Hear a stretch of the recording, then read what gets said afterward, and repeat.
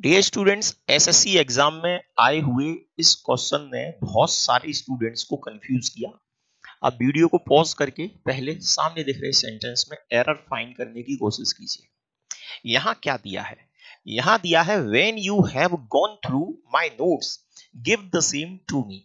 यहाँ एरर की बात की जाए तो थर्ड पार्ट में एरर है, और जो यहाँ एरर है वो प्रोनाउन का एरर है। जी हाँ, प्रोनाउन पे बेस्ड एरर है। और एरर क्या है?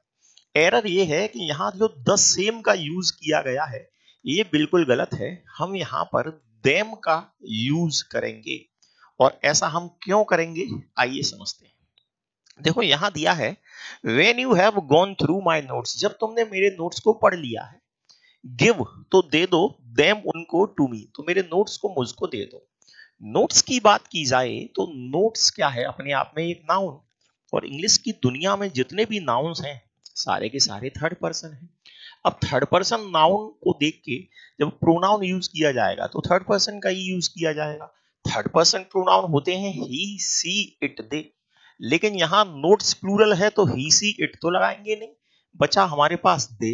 अब दे सब्जेक्टिव केस है, दे का ऑब्जेक्टिव केस देम होता है, पजेसिव केस देयर और देयर्स होते हैं।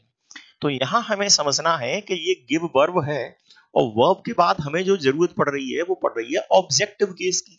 तो यहाँ पर जो नोट्स दिया है जिसके लिए हम थर्ड पर्सन का प्रोनाउन लगाएंगे देम, और देम का क्या कर देंगे? ऑब्जेक्टिव केस कर देंगे इस गिव वर्ब की वजह से।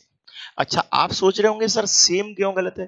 बेटा सेम इसलिए गलत है क्योंकि सेम को हम यहाँ पे पर्सनल प्रोनाउन की तरह यूज नहीं कर सकते।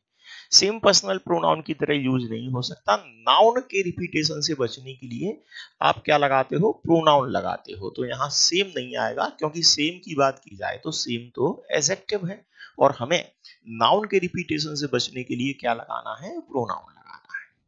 क्वेश्चन आपको कैसा लगा कमेंट सेक्शन में जरूर बताइएगा।